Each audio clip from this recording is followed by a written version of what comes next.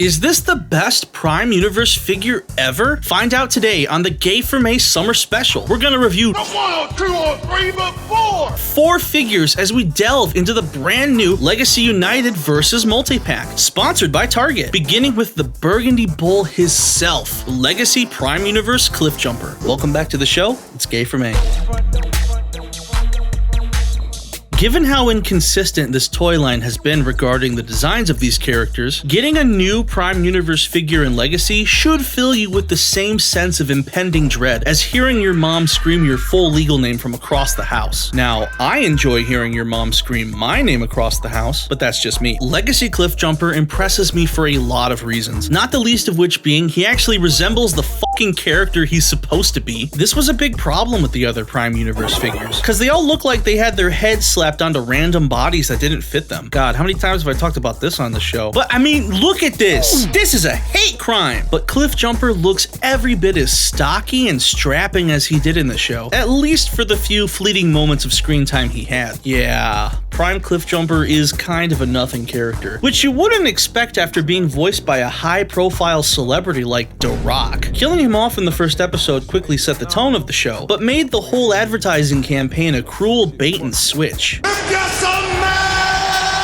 Yeah, it smells like investment fraud. The other thing making Cliffjumper so impressive to me is that he can look this accurate despite borrowing a mold from another aligned continuity character, Legacy Rescue Bots Chase. I don't know much about Rescue Bots because at the time I was into real shit like My Little Pony, but I do know this union was a true stroke of genius on the part of the designer, UI Mark Mayer. This figure is primarily modeled to suit Legacy Chase, but the two characters surprisingly share a number of similarities, the most relevant being their bodily proportions and choice of vehicle modes, meaning it took minimal retooling to accommodate Legacy Cliffjumper, which included his head sculpt and distinctive steer horns on the hood of the car. So while he might be the only Prime Universe figure who didn't release with his own unique mold, because the designers mindfully selected a mold that properly emulated the character, Legacy Cliffjumper embodies his original Prime counterpart in a more substantive way than the rest of his brethren.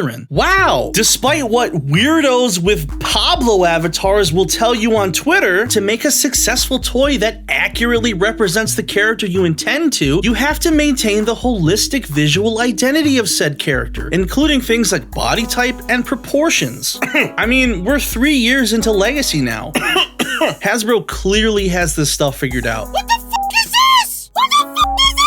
But as great as this figure looks, the one thing holding it back is the fact that this mold not only sucks dick, it also sucks fucking penis. The main problem with this figure is the way his shoulders are designed. They swing upward during transformation and are loosely kept in place by these pathetically sized nubs, which makes it frustratingly easy for his shoulders to droop down. Perhaps this could have been solved by the shoulders actually tabbing into place somewhere, or by folding in these little obtrusive fender wings to prop his arms up. Oh, I get it, they're like his little angel wings, because he's fucking dead. He's gone. Regardless, it's very annoying and a damning blemish on what would otherwise be an amazing figure. So while my opinion of the early Prime Universe figures may have soured like Dwynard Johnson's diminishing credibility, and this figure is not the best it could be, I'm excited to see these characters taken in this new, thoughtful design direction in the future. The hierarchy of power in the Legacy Prime Universe has changed. Next up, we have potentially the most enticing figure of this set, Legacy Tarn. Since his diabolical debut in 2012's More Than Meets the Eye comic series, Tarn has become one of the most popular villains in the franchise, right up there among the legends like G1 Megatron and Pat Lee. So knowing it took over a full decade to get an official figure of this guy is pretty crazy. I mean, for God's sake, Rung got a real figure before Tarn, and he turns into a fucking dildo. Except we ain't talk about his stupid ass today. Fuck IDW. Cyberverse Universe Tarn is like IDW Tarn, if instead of being a murdering, licentious sociopath, he was a dimension-crossing lunatic, leading a clone army across the multiverse to enact Megatron's greatest ambition, ethnocentrism. So there's a cool detail about this figure. He's racist! Shifting away from Comic Universe Tarn's majestic golds and purples, Cyberverse Tarn boldly opts for a much gloomier color palette consisting of a rich dark blue and gray, with some pops of black and burgundy to break up the major sections of the body. It kind of makes him look like a weird version of Quake. Now, as the one person who actually watched Cyberverse, of course I noticed Legacy Cyberverse Tarn doesn't exactly match how he looked in the series, where the quote-unquote Decepticon Ubermensch had a black color scheme instead of this dark blue. Not to mention, I've always thought this mold's proportions were a little slimmer than I'd like them to be, so I think Tarn should have been made a leader class. Listen, I get it, the economy is down, money is getting tighter than my sister's waistband, and Hasbro needs that big boy budget to fund their semi-annual releases of Laser Optimus Prime. But again, 10 fucking years. Luckily, there was enough capital to give Cyberverse Tarn a little extra something even IDW Tarn doesn't have. See, in the past, this mold was also used to make Legacy Bludgeon, and ever since, I've had legions of goofy-ass Bludgeon stands telling me his figure was better than Tarn's just because he came with a little sword. Well, guess what? Now Tarn has a sword too. Yeah, y'all motherfuckers been real quiet since this shit dropped, haven't you? With this sword, Tarn's posing options become at least 20% cooler, and I have to admit, this mold was definitely built to wield melee weapons, given how easily he can bring his arms together and the abundance of poses he can pull off. Getting a prestigious character such as Tarn in a budget multi-pack is kinda like unwrapping a fresh carton of Tanga eggs from your mother-in-law on Christmas morning. Talk about a stocking stuffer. While I have zero doubt most fans would prefer classic Tarn over this swarthier repaint, I think this figure is a decent holdover until that inevitable reissue. It's literally the only thing IDW fans have left to look forward to.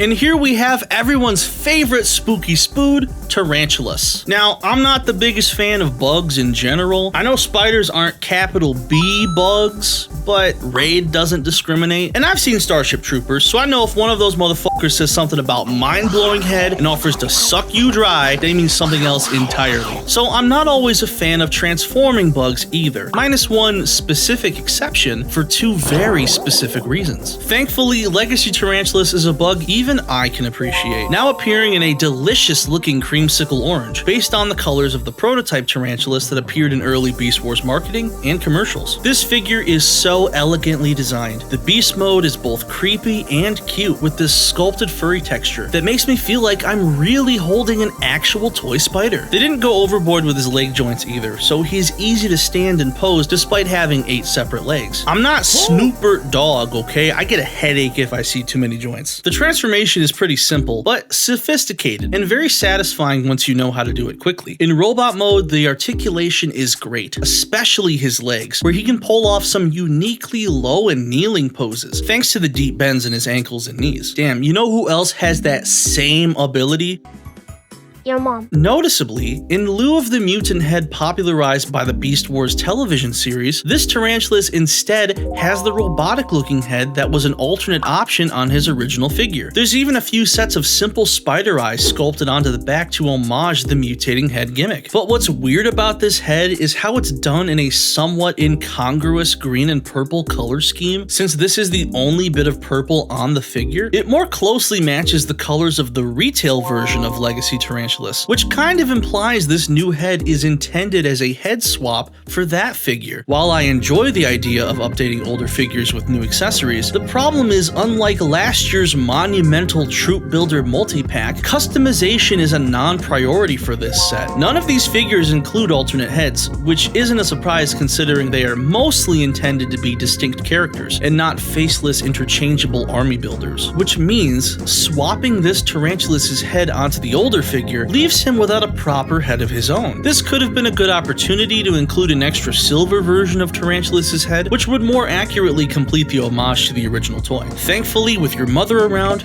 we'll never have to worry about not getting enough head. Rounding out this set, we have the hard-backed and hilariously named Squeeze Play. Trading in bat wings for crusher claws, this figure is completely unrecognizable as a retool of Titan's Return Mind Wipe. I'd say about 80% of this thing has been remolded, bringing to to life this foul amalgamation of creatures. Though, I can't help but feel a particular level of kinship with this guy. Maybe it's because we're of the same racial demographic.